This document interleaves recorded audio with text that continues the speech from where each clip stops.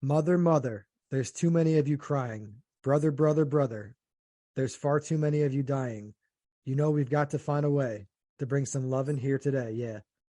That's Marvin Gaye, Gaye, old school artist. It's from his 1971 self-titled album, What's Going On. The name of the song is also called What's Going On. A lot of people might remember that song because after 9/11 happened, there was a tribute using that chorus, basically using that song. Well, but it was basically the song. And it had Bono from U2, Britney Spears, Gwen Stefani, Christina Aguilera, Destiny's Child, Nelly, Fred Durst, even some Backstreet Boys and some others. But Joe picked that song out this week, and I think it's a really good song and it sends a good message. How you doing today, Joe? Not bad, Sean. How are you? I'm doing pretty well, man. Why did you choose these lyrics? What about them speak to you? Well, I'm a big fan of 70s soul. That's the old sound. A lot of it took place here in Philadelphia, but throughout the country. That was a special time, the late 60s, early 70s. I could go on and on about 70s soul. I mean, some tremendous stuff was done. And every once in a while, I'll just, in my car or wherever I'm listening to music, I'll go through these cycles where one week I'm listening to early 90s Pearl Jam and Nirvana and this and that, Guns N' Roses. And it was just one of those times where I felt like some old 70s soul. And I just dialed it right up and I said, oh, I know what I have to hear. I have to hear some old Marvin. And as I'm listening to it, the lyrics, mother, mother, mother, there's too many of you crying. Okay. And that to me is, it was written in the context of the 60s and the Vietnam era and so forth and so on, and civil rights and all kinds of things like that. But these lyrics were written, over 50 years ago, and they're still true. They still reign true today if you really think about in isolation the word mother, mother, mother. There's too many of you crying. How many mothers are crying today? Young men getting shot in the inner city and other places, and mothers losing their sons and so forth. Brother, brother, brother, there's far too many of you dying. Far too many young men dying today. And not only brother, brother, brother as in male, but anybody, a fellow human. There's too much violence. There's too many people dying. You put on the news every night and you see senseless deaths and so forth. And it says, we got to find a way to bring some love in here today. Yeah. And loving, love, the word love has many different meanings and so forth. Love thy neighbor as thyself. It doesn't mean love thy neighbor as thy best girlfriend or whatever, and like an amorous thing. Love has a lot of different connotations. But, we've got to find a way to bring some love in here today. We got to find a way to instill in the young folks coming up the value of human life. I see some of these young guys getting in trouble and they on the news, they catch this guy for murder and that guy for murder. And it turns around, they're babies. They're 17-year-old kids and 18-year-old kids and from all walks of life and everywhere. But to take someone's life and to not really, to not be fazed that much, I think in the root of it too is a lack of respect for human life that I see. But I just see this stuff and I see lyrics that were written 50 years ago and they could have been written last week. What he was crying for, what Marvin was trying to say, he was trying to reach out and say, let's care a little more. There's too much bad stuff going on. And these lyrics could have been written last week. There's still relevant and they still hit you right across the jaw. And I just thought, especially this time of year, this is for all year long, but especially this time of year, they just really hit me. And that album, by the way, is one of the best albums in history. It really is. And Marvin was a special cat and a really talented guy, man. We talk all the time about lyrics and how powerful they are, and then you combine them with the music. It was just you hear this song, and it's one of those songs that just makes you stop what you're doing.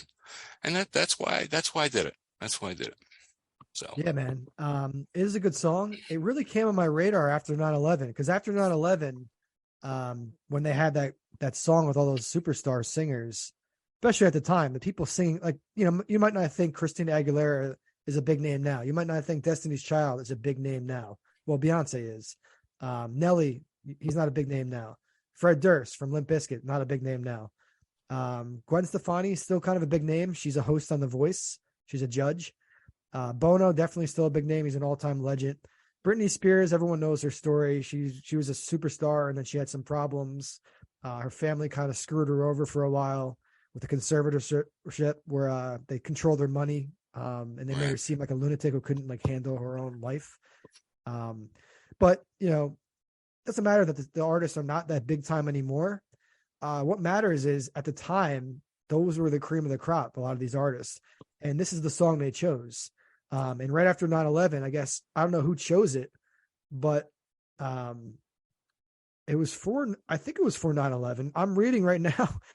Was not for 9/11. There's someone saying it was not for 9/11, but it was literally right after 9/11. I was, I'm almost pretty sure it was for 9/11. But anyway, I digress, as Joe says. It was a hell of a song, and after 9/11, it was playing everywhere.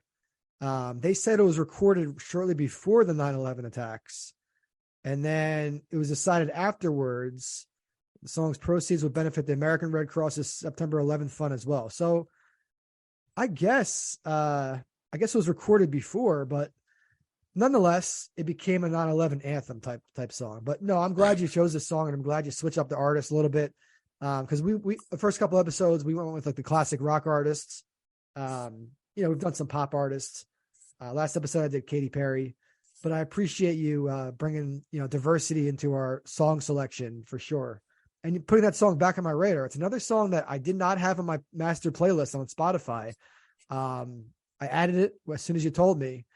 It's one of those things where I knew about the song. I loved that song for years, but once I joined Spotify, I haven't transferred everything over to what I had on my iPod, I guess. But anyway, I want to say I digress after every sentence now, because you say that so much. I'm just want to say I digress.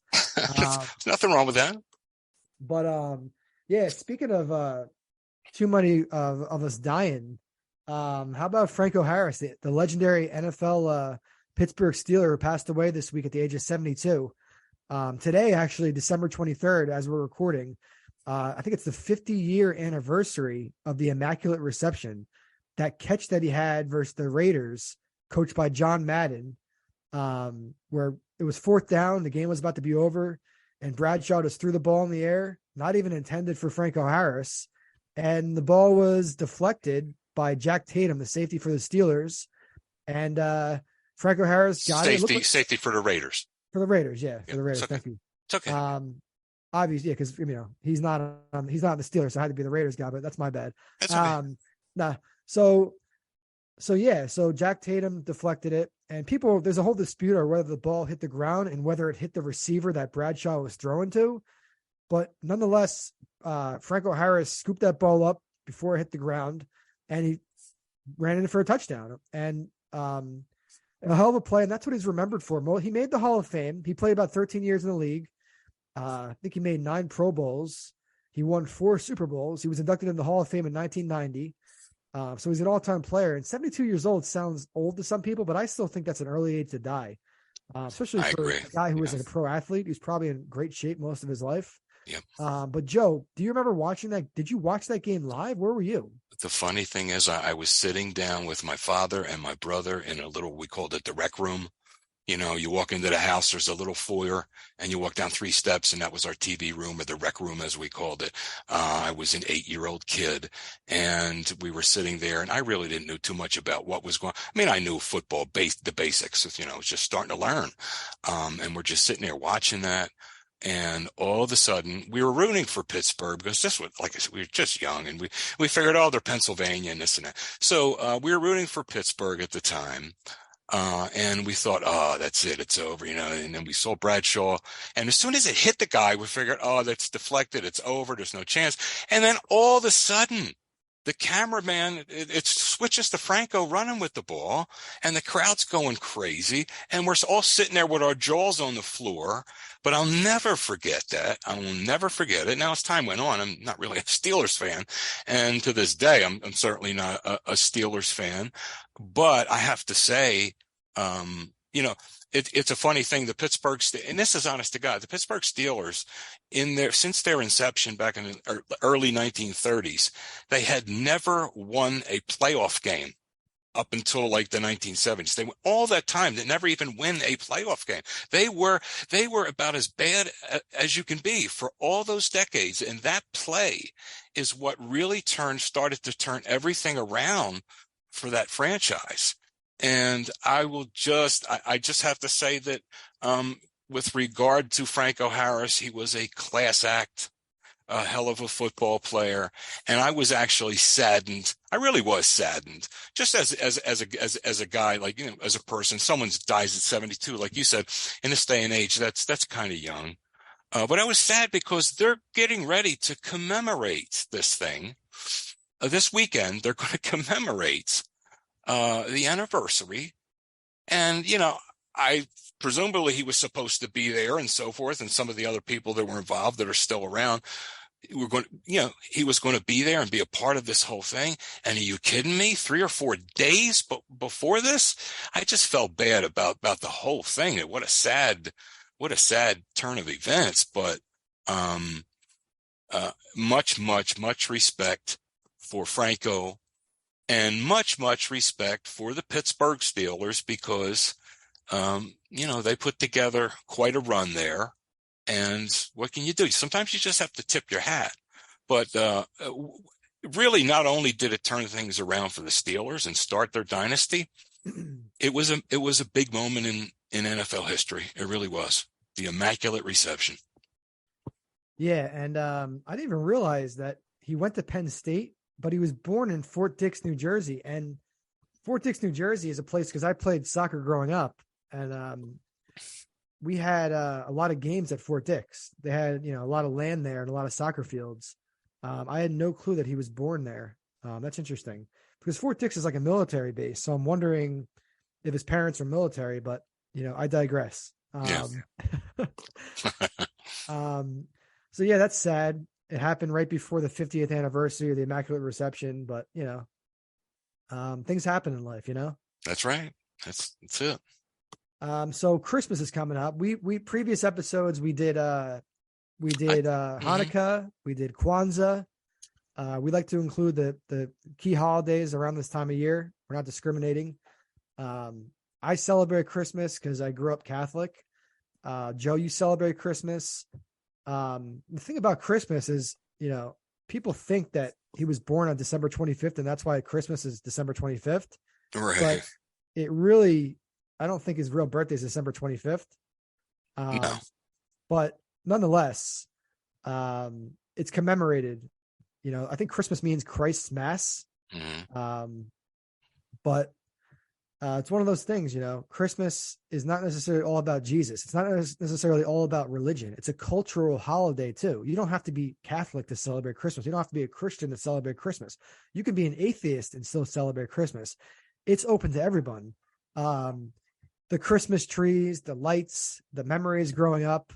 Some memories that stand out to me about Christmas growing up was me and my sister, we always look forward to opening our stockings. So usually she would get up before I did. I would have trouble falling asleep every year because I wanted to look outside. At a certain age, I stopped, realizing, I knew Santa wasn't real, obviously. But anyway, I used to look outside, look for the reindeer in the sky and Santa. That was when I was really young. And then my parents really spoiled me, but the stocking was awesome. Because that was the first thing that me and my sister could open. She'd wake me up. We go downstairs, we open the stockings.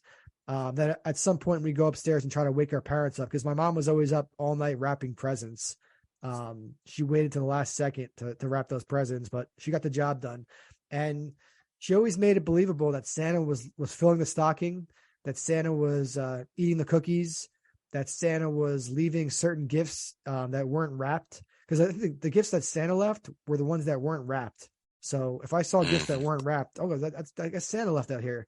But then I think around, it's probably probably before I was 10 years old, I kind of figured out that Santa wasn't real, but I still wanted to believe, right? Right. And then at some point, when I was younger, I knew Christmas was coming up, so I'd always, try to figure out what I was getting for Christmas. And one year I really wanted a PlayStation 2, and PlayStation 2 was really hard to get. And then I woke up one morning on Christmas one year, and there was a blue box, and that was a PlayStation 2, and I was so happy. And I guess I'll just say this on the air now, but I'm trying to think. Yeah, I did. I snuck in my mom's room, and I think I saw that I was getting that PlayStation. So Oh boy. yeah, yeah. I mean, You're in trouble now, man. yeah. So if they listen to this podcast, they'll know that I saw that PlayStation. But nonetheless, when I got it on Christmas, I was like, hell yeah. And it was awesome. That's one of the most memorable Christmases, getting that PlayStation. I'm trying to think if I really did see the PlayStation before Christmas, because when I got it that morning, yeah, I probably did see the PlayStation. Now my mind's, opening up files of different Christmases and going, that type of thing. But so Christmas is always like a special holiday for my family. We didn't really go to church every year, or even sometimes we went on Christmas Eve. And then at some point when I got old enough, I would just kind of rebel and say, no, I don't want to go to church this year. I don't want to go to church. It's full of people, and it's really crowded on Christmas. It's like, you just want to relax, open up gifts, watch some Christmas movies, listen to some Christmas songs. But there's such a special feeling around Christmas, with the songs, with the weather. It's getting colder. I don't think I haven't experienced the Christmas, on the West Coast. So, I'm sure they have trees and lights, and they do their thing, and they have these little Christmas scenes and everything, and like they set the towns up nicely, some of these Western towns. But there is something to be said about Christmas in the East Coast, and I'm not even bashing the West Coast. I just don't know how the experience is with Christmas on the West Coast. I just know the East Coast. In New York City, they put that big tree up every year, that huge tree at Rockefeller Center, and I've seen that tree a few times. It's always huge. It's always well lit. It's very well decorated, and a lot of people travel from all over the world to be in New York City during the Christmas time and to see that tree. I've seen the Christmas show at Radio City Music Hall. I've seen the Christmas Carol Broadway show. So I have a lot of like cool memories about Christmas. And then the cool thing about Christmas with my family was, my grandmother, I call her Nanny. She would always have a separate Christmas setup at her house. So I'd have this whole thing at my parents' house with the tree and the gifts and the stocking.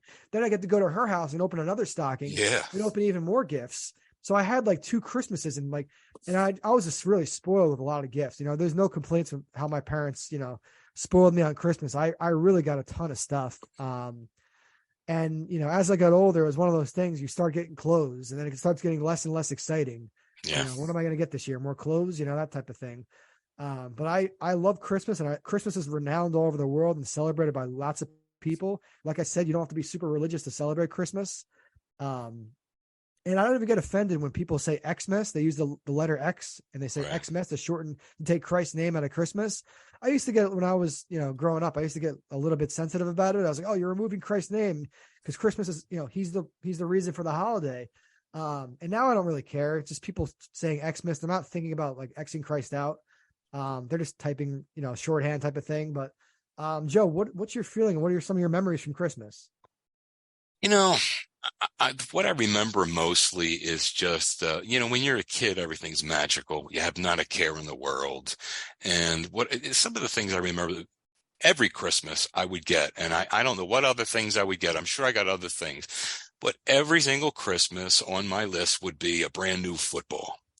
And I can remember just being excited to get that football, and I couldn't wait to get out the front door and start throwing it around and playing ball out front and those kind of things. That's what I remember mostly, and family and, extended family, your aunts and uncles coming over that whole week, people would visit in and out and that kind of a thing. And the music. And I think I was about 10 the first time they took me with them to midnight mass.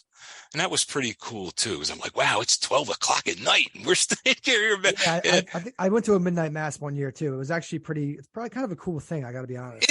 Especially when you're a little kid and you're thinking, geez, it's past my bedtime and I'm here and we're singing these nice songs and it's really neat and so forth. And then you get a little older and you don't really appreciate it that much when you're in your late teens and early 20s, but then you start to look back and say, wow, those times were pretty doggone cool. That's one thing that I remember about Christmas. The other thing is a story I don't think I've even ever told you. This is a true story. When I was in 5th grade and Mr. St. John was the teacher. He's a younger fellow. He's a cool teacher.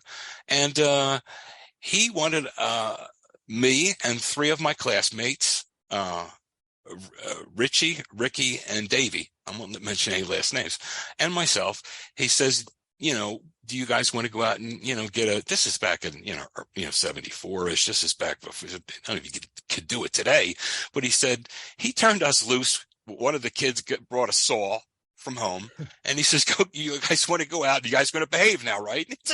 Let's turn us loose." Now, the school was up against some woods, and then there was a highway. It was about 100 yards of woods and then a highway. So we said, "Yeah, we'll go out and get the class a tree." And he was expecting we would come back with some little shrub or something like that. Well, we went looking around.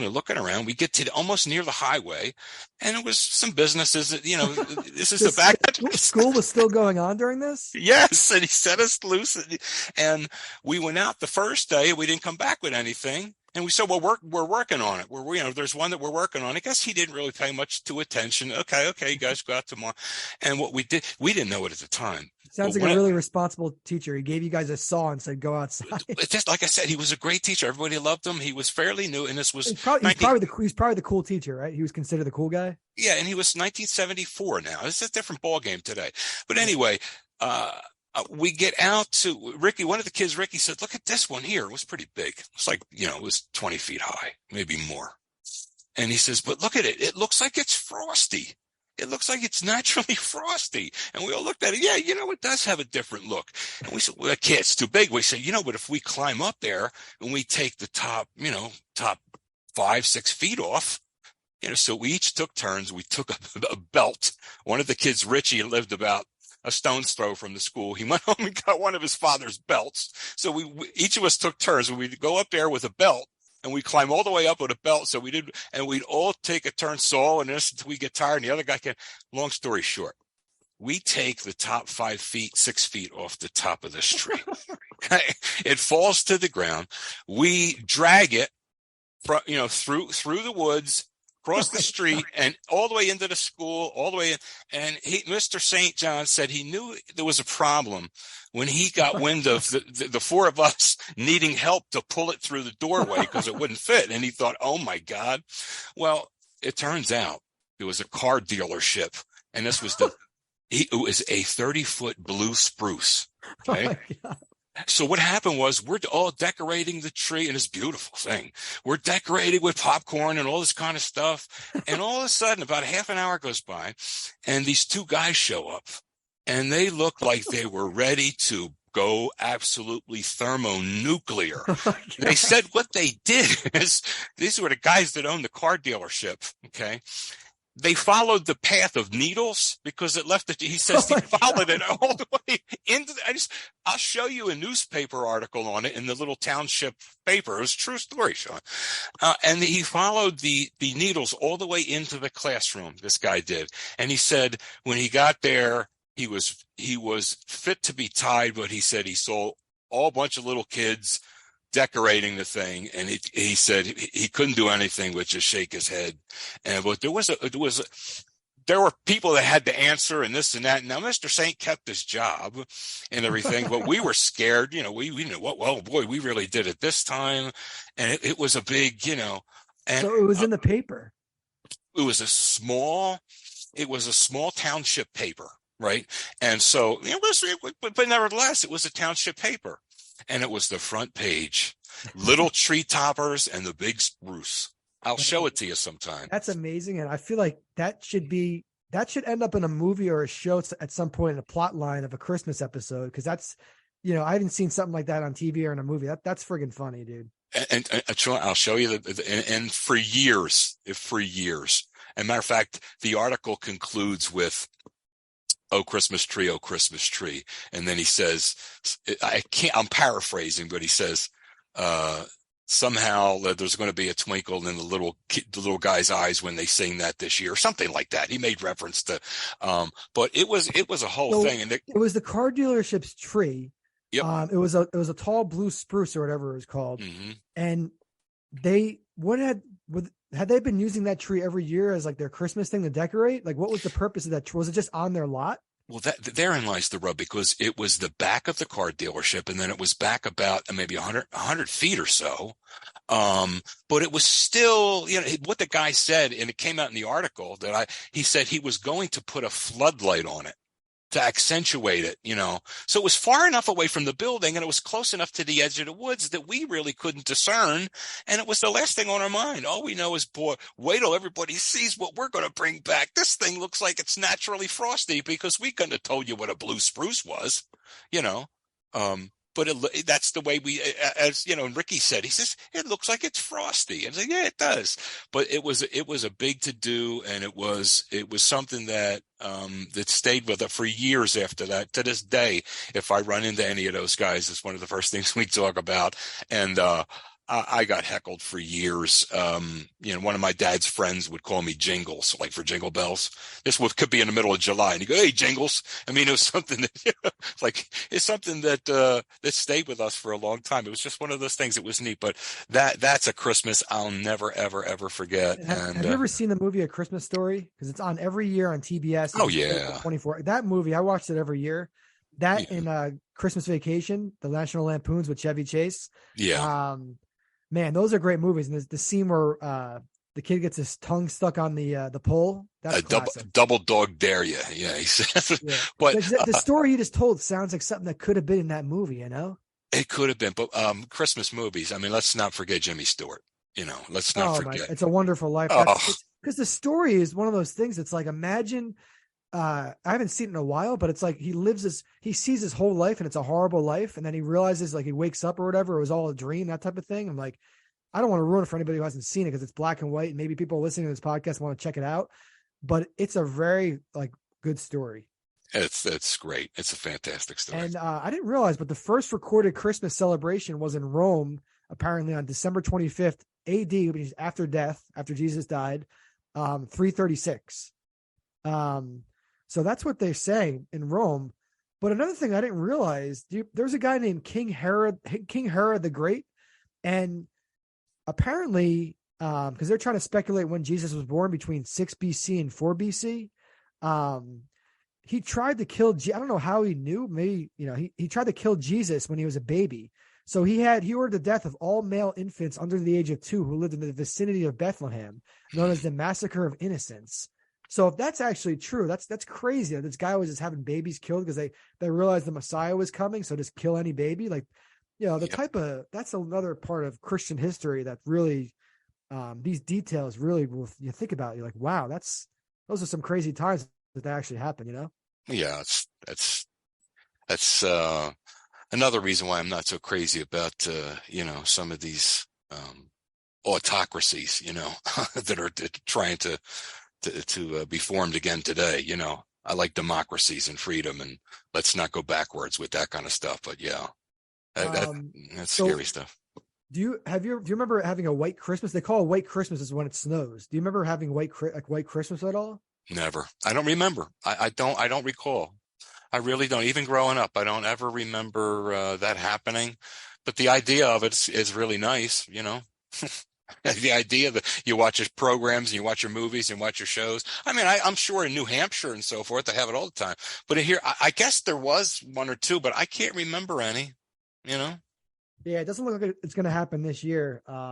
Almost. At least where I live, it's, it's going to be sunny. It's going to be about 30 degrees out on Sunday. But yeah, Christmas is awesome. It's one of those things we have. It's like, I think Christmas is cooler than my own birthday.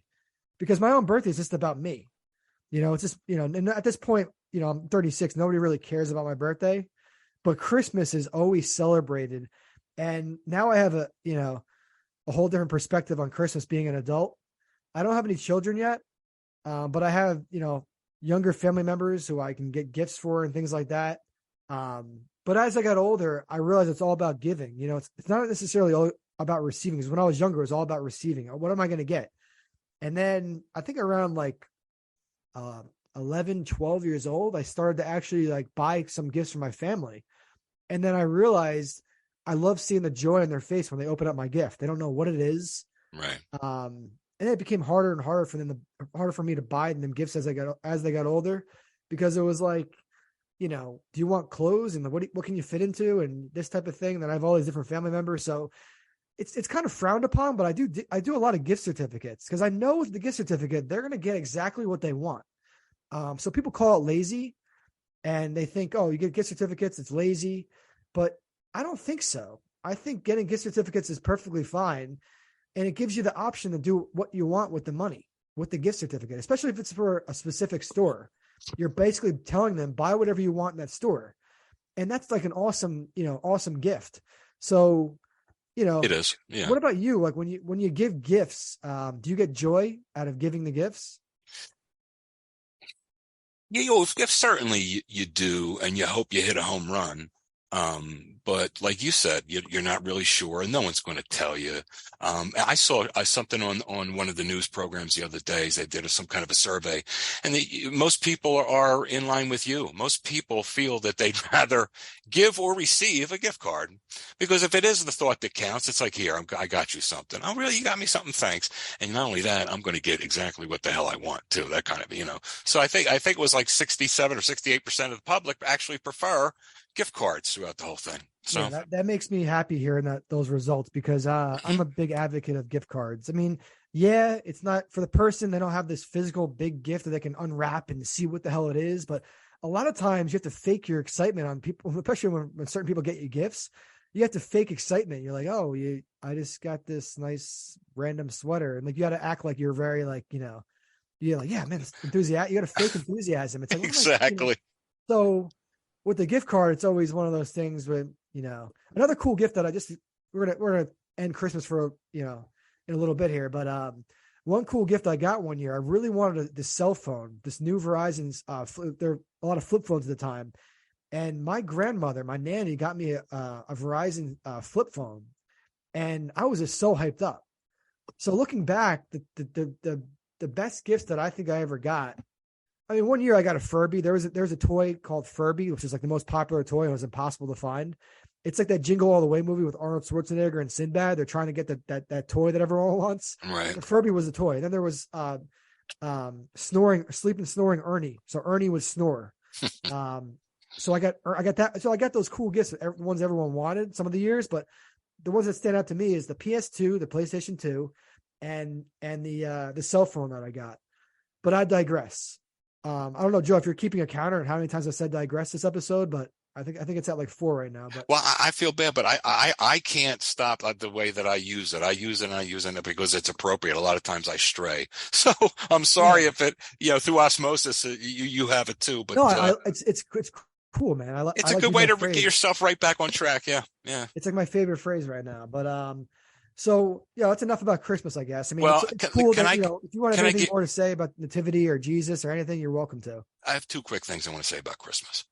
And you indicated this too. If you're not necessarily a Christian or whatever, you like you said, you could be anything. That's fine too, because even the pagans were there's history of the pagans were lighting, putting candles on a tree because it has to do with the winter solstice too, and people needed to feel some sense of celebration. So it wasn't necessarily, a lot of our rituals weren't necessarily about, but, and I'm not going to get crazy about this, but I just say that for me, it's about all those things too, but it is about that dude. And because no other birth, no other human life in the history of human beings, no other life has had anywhere near the impact that one life has had.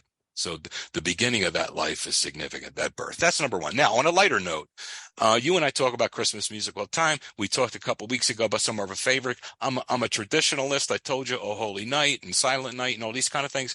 But I want to ask you this too. And if you have it, you have it. But I just wanted to know, to get away from tradition for a while. And I think you indicated your Christmas songs are more modern, but there's one Christmas song that's done by a rock and roll artist. It's a classic song, but it's redone, by a rock and roll artist. The Man Freddie or Man Street something. Oh no, that's sort of in between. That's not classic, but it's not rock and roll. Bob Seger did a version of Little Drummer Boy, and I love Bob Seger. I love Little Drummer Boy, and his version was even much better than Bowie and this and that.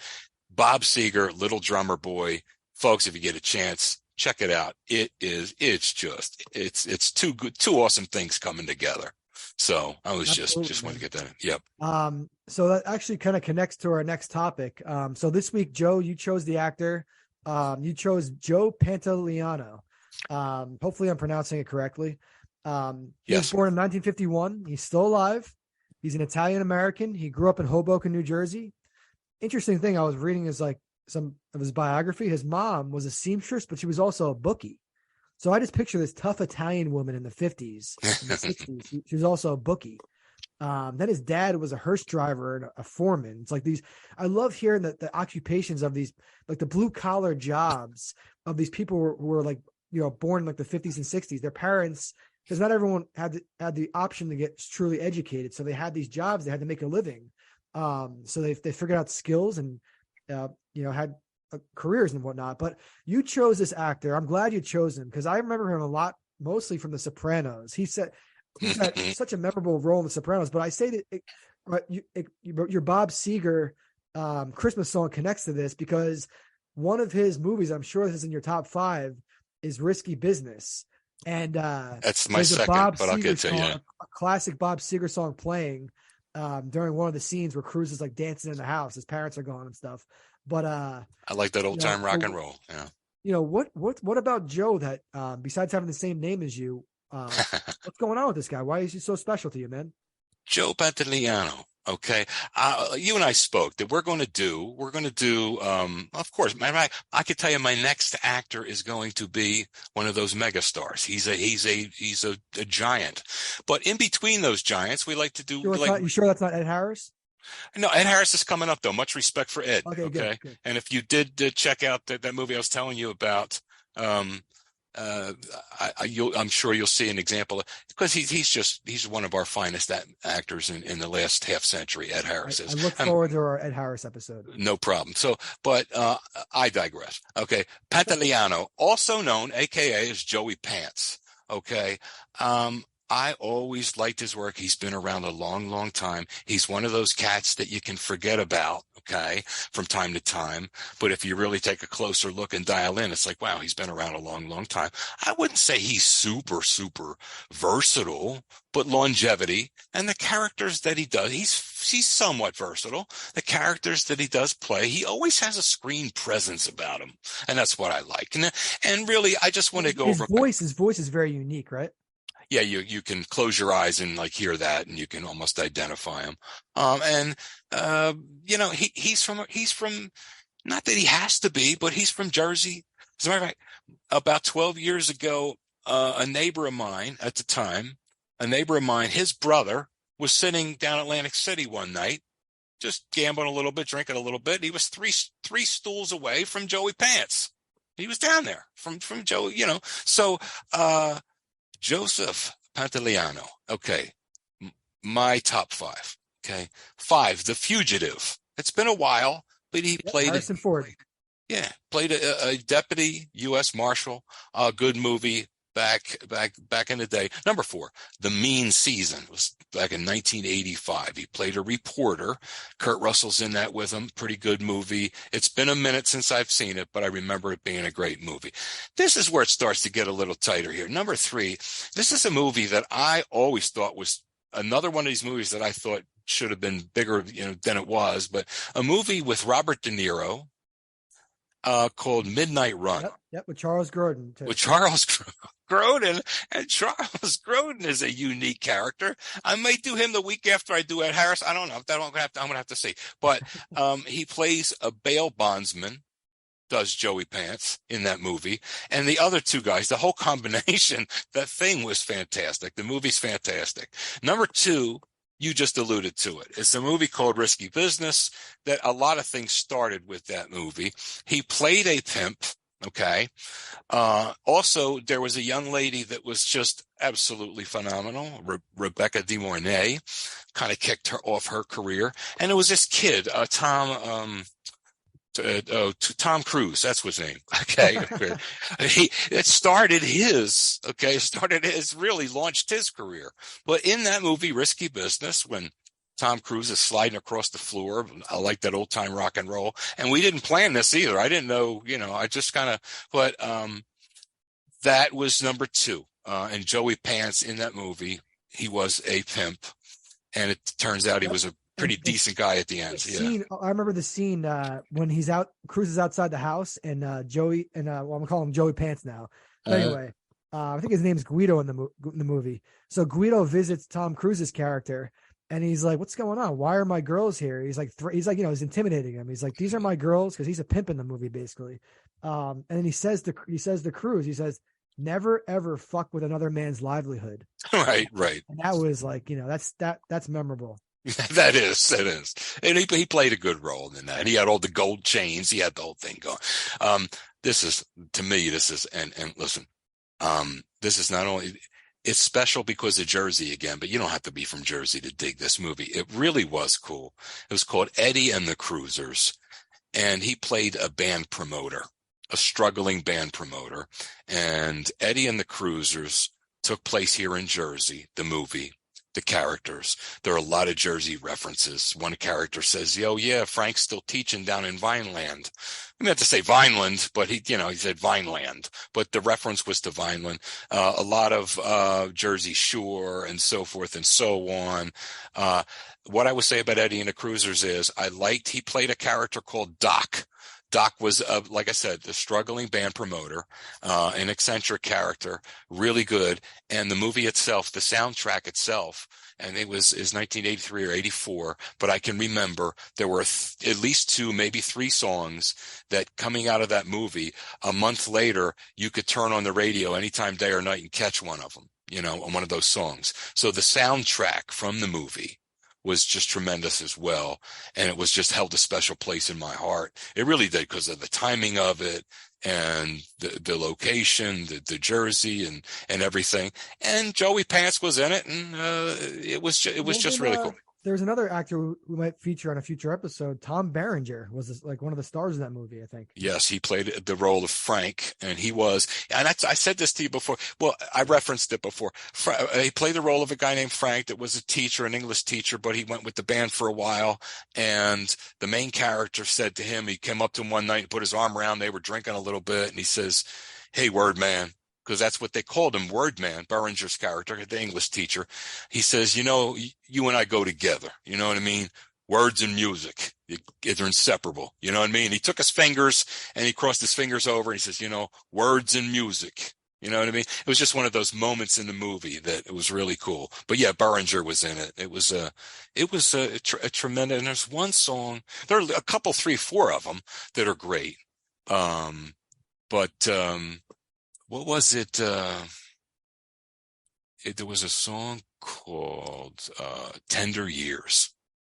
Tender Years. It was just, and every time I hear that, it's like, it takes me back to that time and being young and in love and being in South Jersey in the summer nights. And but Tender Years was just, there are a couple of, like I said, there are a few songs on that soundtrack that are really, just really neat, man. And it's something everybody should check out. Yeah, and besides Pantoliano being from New Jersey, because he's got he was born in Hoboken, and then he decided after high school to pursue acting, and he grinded. He moved to the city. He took probably acting classes, went to auditions.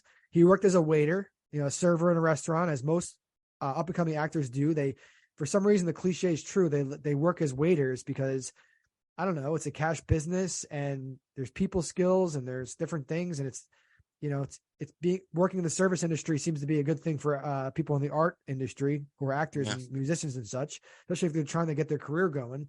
They can, they can work a couple of days a week as a server, usually at nighttime or whatever. But I respect his grind and his hustle to get to where he was and where he is now. But I also love about him, I didn't know this, that he's very active in the field of mental health. His mother and him have mental health issues. He founded a nonprofit called No Kidding, Me Too. It's dedicated to removing the stigma from mental illness. So just me reading that, my respect level for him, went up a lot.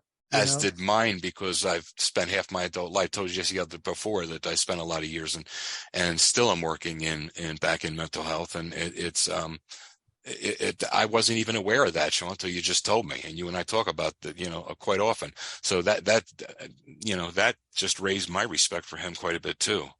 Yeah. I'm glad you said that. Admirable for sure. Yes. Because it is a stigma. A lot of people look down on mental health.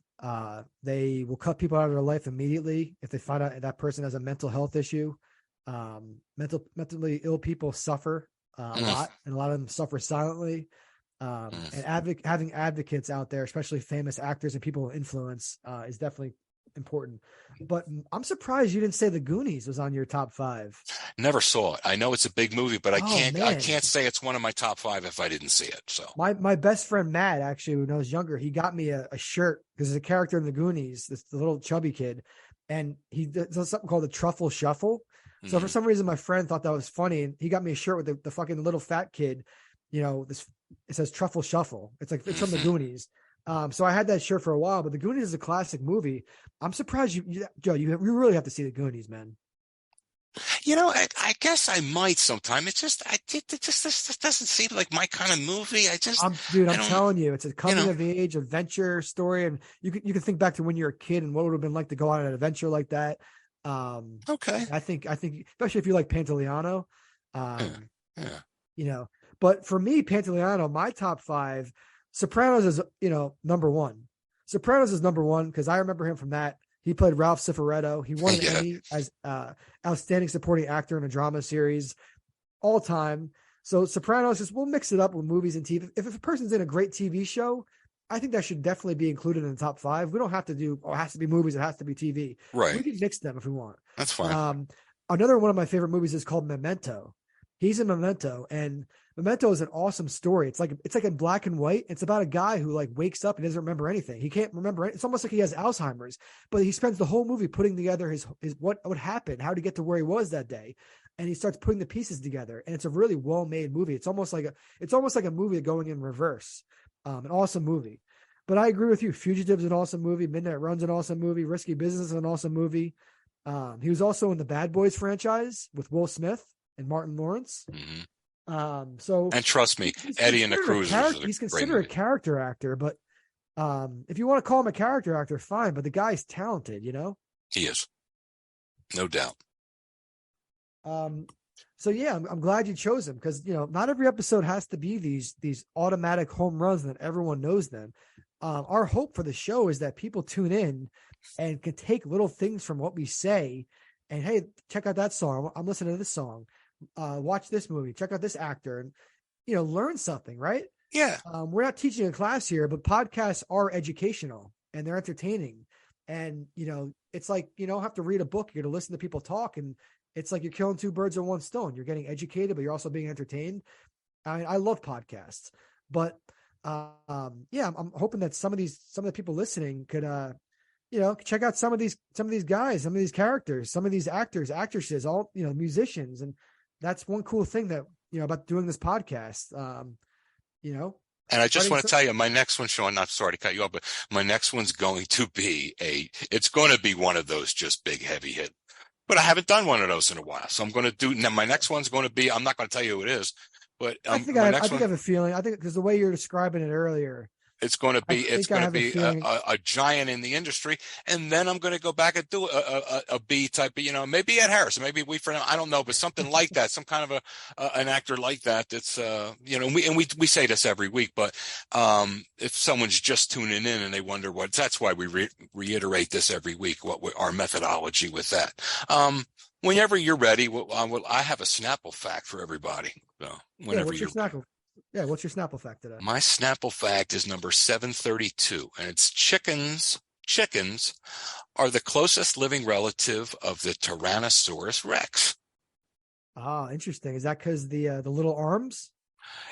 You know, I don't know what it's because of. I just find it, I do know that they say that dinosaurs were more closely related to birds. That they say. And you would think it's going to be lizards or something, but they say, but chickens are the closest living relative of the Tyrannosaurus Rex. Now that could spur people on to research it a little further. Again, it's a Snapple fact. I just thought it was pretty cool. Absolutely. The Snapple facts are cool. What's also cool about that, you said it's number 732. Yes, sir. The area code of where I'm from, Monmouth County, is 732. Wow. So that's a cool coincidence. That is weird. So moving on to our current event, we're going to keep it light, kind of light. This week, last episode, we did China and their COVID restrictions and how they, now they're opening up the country pretty much and letting the people decide what to do, which I'm all about. Today, we're going to talk about a little bit about the owner of the Knicks, James Dolan. And I'm a big Knicks fan, and this is not meant to bash him, but the owner, he's the owner of the Knicks, but he also has people working for him and influencing. So it's not all him. But MSG, as I read this article, I knew about this kind of because when Charles Oakley, a famous Knick, got banned for speaking out against the Knicks, he got banned from the arena. I don't think he's been welcomed back yet. But Dolan's known for like banning his quote unquote enemies and putting people on the you can't get in the ban list. But the article I read in New York Times, MSG is like the only arena in the country using facial recognition. I think I'm right here. I think it's the only arena in the country using facial recognition technology right now. So they're using it to make sure that people don't get into games and events. Like you could go see a concert at MSG, you could go see a game, you can get to the ticket thing. They're about to scan your ticket and let you in. They'll have the facial recognition and they'll say, hey, you can't come in. And it's not even because they did something bad at the arena. They did something illegal where they got banned for life or whatever. No, it's because some of these people are lawyers and some of the people work for law firms who are suing MSG in some capacity. So they're suing MSG in some capacity and they might not be involved in the case, but they go to take their kids and stuff to like even Radio City Music Halls, anything owned by MSG, the MSG company, and Beacon Theater. And then they're being denied entry just because they happen to work for a law firm who happens to be suing MSG. So I know James Dolan, and again, I'm not speaking out against them because I'm a diehard Knicks fan, and one of my dreams one day is to have season tickets to go to as many Knicks games as I can. So I'm going to support my owner, and he signed my guy Jalen Brunson from Villanova. That's our point guard now, and he gets a lot of shit, but I think he always wants the best for the team, and he's willing to spend money. But a lot of players just don't want to play for the Knicks. They don't want to play in New York City. They have all different reasons, but using facial recognition technology is kind of a slippery slope in a lot of states because a lot of people feel like their privacy is invaded because everywhere you go, it's like Big Brother's watching and they could just everything you're doing, they know what you're doing, which is, not necessarily a bad thing because it probably prevents a lot of crime and terrorism. So I'm all for the government, like utilizing it in some capacity, but when it's like a petty reason for like Madison Square Garden, using it to like not let people in, like this lady brought her daughter and her friends, like Girl Scouts or something, to like a concert or Radio City Music Hall for the Christmas show. She was denied entry. She walked around during the concert for like 3 hours while everyone was enjoying the concert, because she worked for a law firm that was suing MSG in some capacity. So when I read this article, I'm like, what is going on? This is embarrassing for the Knicks. This is embarrassing for MSG. It's the most famous arena in the world, in my opinion. Joe, do you have any thoughts about that? Using facial recognition, not to ban people who got drunk and got in fights and did bad things in the arena and broke the rules and stuff. It's using the technology, to not let people in the arena to see like a Knicks game or a concert just because they happen to work for an employer who has a grievance against Madison Square Garden, the corporation. What do you think? What's your opinion on that? Well, I don't know too much about the Knicks or this guy. Only thing I know about this guy is that Stephen A. Smith is not too crazy about him at all. Stephen A. Smith is always lobbying for this guy to like sell the team and do this and do that. And I remember the footage of seeing Oakley being escorted out. That was really awkward and hard to watch. It really was, especially Charles Oakley. So what I do remember about the Knicks is he was a hell of a basketball player that laid it on the line for them. But at the end of the day, I mean, I don't like it. I don't like this at all. I think it's very small and petty, but everything I've heard about this cat, it kind of fits the mold. But at the end of the day, I think you and I had a conversation a couple of months ago about a company that you were disenchanted with because they were doing something that was, at the end of the day, this cat owns the team and he can do this kind of thing as long as he can get away with it. And if he sells out Madison Square Garden and he can still do this kind of thing end of the every Knicks game is pretty much sold out. Everything in that arena is like, it's a hot ticket. Sure. It's the New guy's York. making money. He's making so much money. All right. But obviously the teams haven't been that great. The Rangers did get to a Stanley Cup a couple of years ago, but using it to bar companies' critics, it's unprecedented. And this could set a precedent in the whole country. Other owners could start saying, "Oh, I want my enemies not to get into the game," even though a lot of these people aren't his enemies. They happen to just be associated because it's like guilty by association. Right. They happen to work for a law firm that happens to be suing him, and he's not happy at being sued. So, unfortunately, yeah, and I agree with you, but unfortunately, we hit the nail on the head when we said he sells it out. So if he sells it out, he doesn't really give a rat's ass, and he can get away with being, the schlep that he is toward people. Yeah, I don't like it, but they're going on law firms' websites and that's what they're downloading the pictures of these lawyers and stuff who work for these enemy firms, quote unquote. But there's also issues like, what if somebody doesn't work for that law firm or company anymore? How do they prove that they don't work there anymore? They spend like $400 on tickets or whatever. And then they get there, they have their dinner, they have the whole thing in the city. It's the whole day in the city, it's the whole thing, and then they're denied entry. It's like, come on, that sounds petty.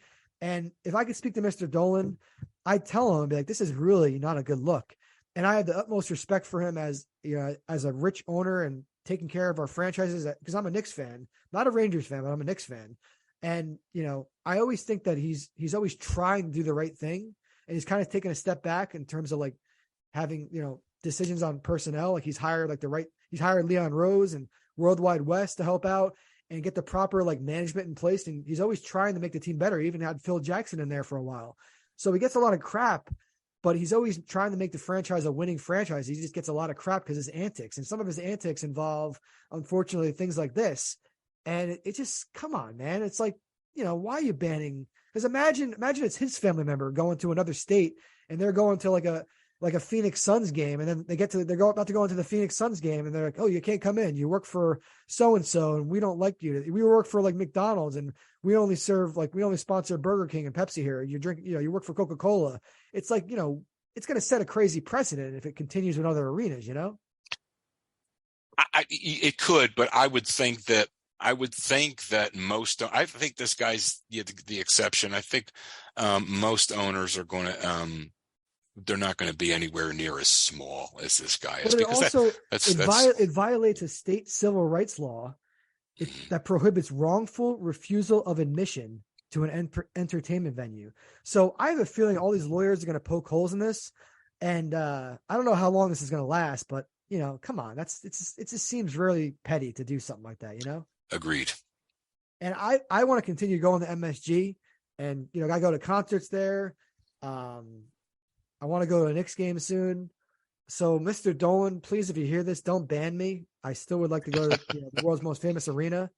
But I guess that, that goes into our sports topic tonight. It's going to be a little bit light on sports tonight. I mean, we're going to, I guess, focus heavily on the Cowboys Eagles game tomorrow. Unfortunately, as we know, Jalen Hurts has been ruled out. Gardner Minshew is the quarterback.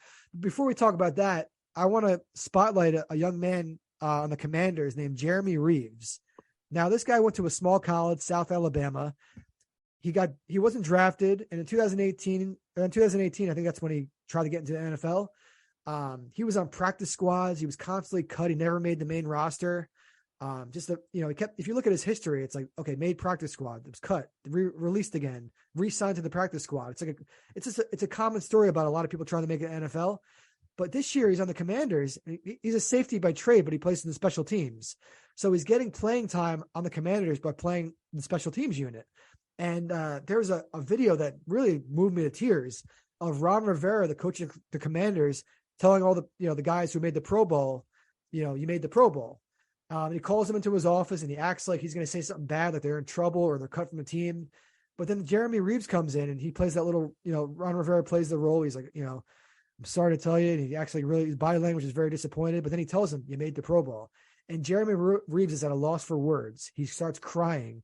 And I had no choice but to shed tears and cry too, because it's one of those things that's like, it's just emotional. The guy struggle. He's persistence. To not only not make an NFL roster, but to finally make an NFL roster, to find his niche on special teams, but then to make the Pro Bowl as a starter. Yeah. This video is awesome, Joe. I got to send it to you. You got to watch this. Yes. His reaction and his teammates taking so much joy. It reminded me kind of the scene in Rudy, where Rudy's going to quit, or they're going to cut Rudy or something like that, and everyone puts their jackets on the table, or like, I'm not going to play for you if Rudy's not on the team. Yeah. This kind of had the same sort of feel. Not to say he's Rudy, because Rudy was obviously just wanted to get play one snap for Notre Dame. This is the NFL. Right. It's a whole different level. Jeremy Reeves is probably super talented, and he is super talented, but him making the Pro Bowl after not being able to make it on a roster, 53-man roster, is quite the story. So I wanted to spotlight that. It sounds like an inspirational thing. I can't wait to see, when you send me that link, because I like that kind of stuff too. This is why we watch sport. It's one of many reasons why we watch sports, because, that passion, that drive, it's like Rocky. It's like, against all odds, it's those moments. It's not the only reason, but it's one of many reasons why. And Ron Rivera, coming from a guy like that, I mean, if he starts telling you his story, I mean, if his life story outside of football now, because all these guys make money, but his personal life and his struggles are really interesting. And if his life story were a song, it wouldn't be a rock and roll song. It would definitely be a blues song. You know what I mean? So Ron Rivera's had some stuff happen too. So with his own battles, and he just lost his mother recently, and it's a lot going on. So yeah, I can't wait to see that. Yep. So let's get to the main business here. Cowboys Eagles Christmas Eve. It looks like the Eagles are the Cowboy. The Cowboy, that makes sense because Jalen Hurts is not playing. The Cowboys are favored by 4.5 points. As a Cowboys fan, Jalen Hurts isn't playing. If we can't beat you guys without Jalen Hurts, I know I love Gardner Minshew. Minshew Mania is awesome. He's not a bad replacement. Awesome. Yeah. He reminds me of the uncle from Napoleon Dynamite, the movie Napoleon Dynamite. I saw that movie in theaters years ago. One of my good friends, Sean. Uncle Rico. Yeah, Uncle Rico. Yep. But anyway, the game's at AT&T Stadium, so weather's not going to be an issue. It's going to be, inside. It's in Texas. Cowboys are at home. Cowboys are 10-4. The Eagles are 13-1. The Eagles pretty much have the division clinched, unless they pretty much lose all the rest of the games and the Cowboys win the rest of the games, I guess. That's mathematically how that would work, I guess, but unlikely to happen. But I'm not overlooking you guys, but it's kind of a downer that Jalen Hurts is not playing. I'm like, he's also in the MVP race, because the year that Carson Wentz was going to win the MVP, he was out a couple games for injury. Then he didn't win the MVP because that. So I just hope it doesn't hurt Jalen Hurts' MVP chances. But Joe, what are your thoughts of the game? Are you just, I know you're pretty confident, but how confident are you now? Well, before Jalen got hurt, I was confident, almost with a little bit of a swagger. But even then, I dialed it back. Even then, I dialed it back, and I said maybe a touchdown, because what I'm going by, and now it's going to be a little less. But here's my view of it overall, is that I look at the Cowboys. First of all, Van Der Esch is not going to be there, and he's a big. If you're going to have any, okay, he's had some injury problems, but he started off his career as he was awesome, and then he's kind of going downhill a little bit. I always liked that. I think he goes sideline to sideline. He's really big in the run game, and that's I think we're going to be. I would think we're going to lean heavy, but you never know, because let me just say this: I look at the Cowboys in isolation. Look what happened last week. Okay, it's a trap game. But if you look at the 3 weeks prior to that, I think they were all home games against clearly inferior opponents. And yeah, they won the games and so forth. And even the one game where they won significantly, it was a blowout, but it was a close game for 3 quarters and then a couple of fumbles and turnovers. It's not like they went out and they just hammered the other team. So the disparity in the score wasn't really indicative of what happened in that one game. My point is, the last 4 weeks or so, the Cowboys have looked kind of, okay.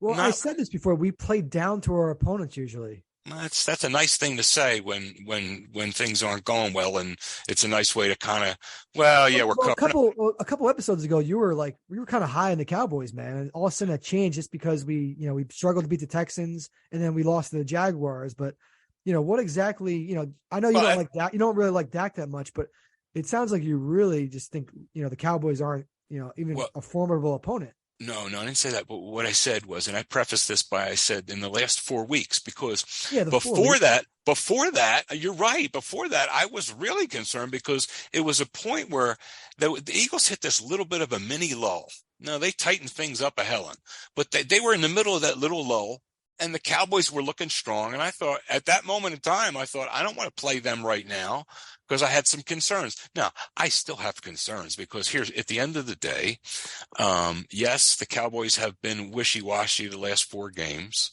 but it's in Texas, and now we don't have our starting quarterback, and I'm not sure what our offensive coordinator is going to do. I would think, honestly, what I really think is, and it's just one of those, they think I'm going to do this, so I'm going to do that. I think the Eagles offensive coordinator, offensive coaches are thinking, geez, Dallas thinks that now that Jalen's hurt, we're going to go run heavy. So you know what, guys, let's throw it. Now we got a hell of a pass rush we're dealing with, but who pass protects better than our offensive line? Who in the sport protects better? And it's Gardner Minshew's he's not Joe Montana, but he's a good backup, a real good backup. And if you got guys who can really get open against, here's the thing, there's the Achilles heel. If you really look specifically at the Cowboys, always going to bring a hell of a pass rush. You got a number 11 coming at you. You got other things going on. But in the back end of that secondary, and this has been going on for a while with them, they really look gettable. So what I think the Eagles are going to do is say, okay, they think we're going to run. We'll give them some looks, even some play action and this and that. But boys, Gardner, crank it up. We're going to go, and we're going to throw the ball to the Grim Reaper. You know what I mean? Slim Reaper, I call him. And we're going to throw the ball to AJ. And now we got Goddard, who's just coming back off an injury, who's a big part of their offense, who they were missing. I think they're going to put it up in the air. And I think Minshew's a very capable quarterback. I think he's a borderline starter, if not a full-fledged starter. I think I almost rather have Minshew than Dak. Honestly, I don't know. I like Minshew. Well, I would too. And look, Dak has lost a brother. Dak seems like a real nice kid, and Dak's a multi-millionaire. So I'm just going to say it. And I never thought he was an attractive fiance too. Don't forget that. Well, all these guys do. They could look like Frankenstein's monster. They got the wallet. So you see that a lot there. I mean, let's get real. I mean, okay, but I digress. I never really bought this Dak bullshit. I really don't. And it's not that he could be on the Minnesota Vikings. He could be on the Detroit Lions. I just never bought it. I thought he's okay. He's okay. He's a scrambling quarterback, and he's okay. But he's not anywhere near the kind of money they paid for him. They were between a rock and a hard place. They didn't know what to do. Jerry Jones didn't know what to do. Quarterbacks are hard to come by. So, I don't think he's a scrub. I just think he's all right. And right now, what's going on with him is his confidence. When his confidence level is up, he's at least formidable. When his confidence level is down, he's really so. And here's the thing. The Eagles have shored up their run defense. That was a little bit of a lull there. They've really shored it up. They got Jordan Davis back. They also signed a couple guys. Signed a couple guys, and the proof's in the pudding. I mean, they shut down King Henry. And can't think Henry had like 28 yards or something on like 15 carries. I mean, and that's what started them back. I mean, they're locked down pretty well on the running game, and we've got people on the back end that can cover. Knock on wood, no injuries. So I do. And now they're 4-point favorites. You get 3 for being at home. So they're 1.5. You know why they're 1.5? Because we're going with our backup quarterback. Now, all this being said, it's NFC East. Mutual respect. And here's the thing. Turnovers could play a big role. something like that. But I think 11 on 11, our offense against your defense and vice versa, your offense against our defense. I think I like our chances on either. In other words, I like our offense against your defense right now. And I like our defense's chances right now. How are you guys against pass catching running backs? Specifically, the first game we lost by 9. We also didn't have Dak. We had Cooper Rush in there. Tony Pollard, who's really come on strong these past couple of weeks. He only had 2 catches for 8 yards, but recently he's been very, very active in the passing game. It's a good point. And he's a hell of a football player. And he's not your bell cow, but he's interesting coming out of the backfield. He's not always getting he'll have 3 or 4 catches and he'll have 20, 30 yards, but then he'll have a game where he has versus Minnesota, he had 6 catches for 109 yards receiving. So he's a home run threat at all times. So that Minnesota defense sucks. Well, I digress. But Tony Pollard and CeeDee Lamb, you can't underestimate that combination because I consider those 2 guys our main offensive players. Oh yeah, much respect. And look, I'm not going to sit here. So we're going to kick your ass. No, everyone likes to think the Philadelphia fans. No, I'm saying this based on what I've seen out of Dallas in the last 4 or 5 weeks, based on what I've seen from the Eagles in the last 3-4 weeks. I think we're in a better rhythm and we're playing better. And here's the thing too. We've got the division championship sitting there waiting for us. So what's your give me a score? What's your prediction? Because I'll give mine too. All right. So I'm going to say, now this is barring any crazy turnovers or this or that, although I do think Dak's he's going to throw us one tomorrow. And look, Gardner's, it's as much as we build him up, he's not played in a while. So we're going to see what happens there. He could make a boo-boo. But I think, and I said this before last week, I first said we're going to beat you by at least 10. That's before Jalen went out. And even before he got hurt, I said, let me dial that back to about a touchdown. So I'm going to tell you right now, I think we can win this football game by 6. Okay. So what's your score? What's the score? All right. The score shall be 30-24. All right. I'm gonna say I think it'll be higher scoring than you think. You're all 54 points is not a lot. Is not necessarily it's a lot of points. 54 points is a lot because I think the spread I think the over under is 47, so over 47. So you have the over, so you got over and you got the score. You got the Eagles beating the spread. So I'm going Cowboys 38-35 in an exciting game. You think the Cowboys are going to put 38 points against this defense? I do. It's something magical about the Christmas Eve game, man. I'm telling you. Yeah, and you know what, Sean? It's not outlandish because it's a crazy game. At the end of the day, it's a crazy game. You never know what's going to happen. You really don't. And the special teams play, this and that. That's one area where we're weak. The special teams play. You guys are usually strong in special teams. You never know a return. And again, the freaking turnovers. That's the whole thing. So we'll see. I didn't even realize we talked about Franco Harris, but the Raiders are playing the Steelers tomorrow night at 8:15. In Pittsburgh. That's what I said to you, that I feel bad for Steelers fans and for Franco because this is going to be, they did that, Sean, specifically to commemorate this thing. Oh, did they? Yeah. I didn't know they were able to schedule stuff. Because I think every year I thought the schedule was kind of randomized. I'm surprised they were able to do that. No, and whatever they did this way ahead of time. And this was supposed to be for the Raiders and everything. And they're going to stop and acknowledge this was a big to do. And the poor guy dies 4 or 5 days before this. Yeah, I just think it's tragic. He might have the best seat in the house from heaven if you believe in that sort of thing. Amen, brother. I sure do. But the weird thing about it, because I went to look where the game is, it says it's in Pittsburgh, but it's at Acrisure Stadium. And that to me is still weird because for years, Pittsburgh Heinz Field to me, the Heinz family, right. That type of thing. So seeing Acrisure Stadium is like, what the hell? But I want to say I digress again. We should have a counter for digress, but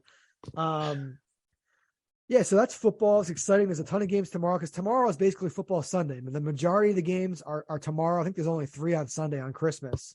And the games Right. on Christmas are not that anything great. For sports wise, for me on Christmas, it's always about the NBA. The NBA games are awesome on Christmas. I look forward to those, every year. The Knicks are playing earlier this year. They're playing the Sixers at 12:00 on Christmas. But yeah, we're playing the Sixers, man. So I'm that's your team. So do you think you're going to be watching that? If I'm not watching the football, I'll watch it. I haven't really jumped on with the Sixers.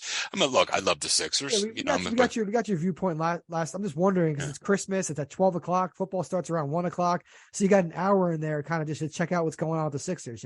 I'll check it out a little bit. Plus, And for the podcast, me and you could talk a little bit Sixers Knicks. Maybe on Monday's episode. perhaps I'm going to see what goes on. And the Knicks are formidable. So suddenly, I think they won 10 of the last 12 or something. We won 8 straight, and then we lost to the Raptors recently this week. Mm-hmm. We're playing the Bulls again tonight. We played them. I think this is the second time we played the Bulls this week, or the third time. And for some reason, the schedule is weird in the NBA. The teams will play each other a bunch of times in a short amount of time. But yeah. But as far as college basketball goes with me, because I'm a Villanova basketball diehard, it's basically my religion, Right. But we're doing good. We haven't lost a game since we got Cam Whitmore back, and we won our first Big East game. For St. John's was 11-1 going into the game, and we were only 6-5. But again, our 6-5 comes with an asterisk because Cam Whitmore wasn't playing, and also we haven't had Justin Moore play yet. So we beat St. John's by about 15 points. We're at home, but it was the first Big East game. It was Kyle Neptune's, he's our new coach. It was his first Big East game, so we got a victory. I'm happy about that. Things are looking good for Villanova basketball. I think we're going to be a scary team, a team that a lot of teams are not going to want to play, especially if we make the tournament, because we don't even know if we're going to make the tournament now. We have to win a lot of games. We probably can't lose more than 4 games the rest of the year. But come March, if we make the tournament, we'll likely be a 7 to 12 seed. And, especially that second round game, a lot of teams are not going to want to face us. So look out for Villanova basketball. Momentum has changed. But as far as bad gambling beat goes this week, I don't really have a bad gambling beat. I kind of took a little bit of a break from gambling. It's Christmas time. I'm in such a good mood because it's the holidays, and sometimes gambling's fun, but when you lose in gambling, it's really not fun. It can really ruin your mood for a short amount of time. And I don't get tilted to the point where I'm like chasing the money. I just lost $10 and I lost on a very close bad beat. Therefore, I go right back in the app and I make all these bets to make. I don't do that. I have self-control. And I say this to all gamblers out there: please use your self-control. Don't spend money that you don't have. But take little breaks, because when you take little breaks, it makes you appreciate things, and everything's, things in life are good in moderation. And as far as Christmas goes, Joe, do you have any food plans? Do you have any meals you're going to make on Christmas? Any traditions? No, I'm just whatever. I'm just whatever my niece has over there. It's usually the normal stuff, but it is what it is. So, your turkey, I usually go turkey, mashed potatoes, little stuffing, sweet potatoes, little cranberry sauce, as long as it's the canned stuff. I don't need any, I don't want to see any real berries in my cranberry sauce. The canned cranberry sauce is the best. I think it's Ocean Spray. Yes, I love that. I really, you have to you take the top off the can, and then you kind of shake it to get the big thing of cranberry sauce out. And it has the grooves from the can. Just going to say, you got to have some grooves in there, and you cut a couple slices of that to augment your plate, man. You got it made, and then whatever's for dessert, it's mine. So. So you have any last words for anyone today? Last words, as Wichita falls, so falls Wichita.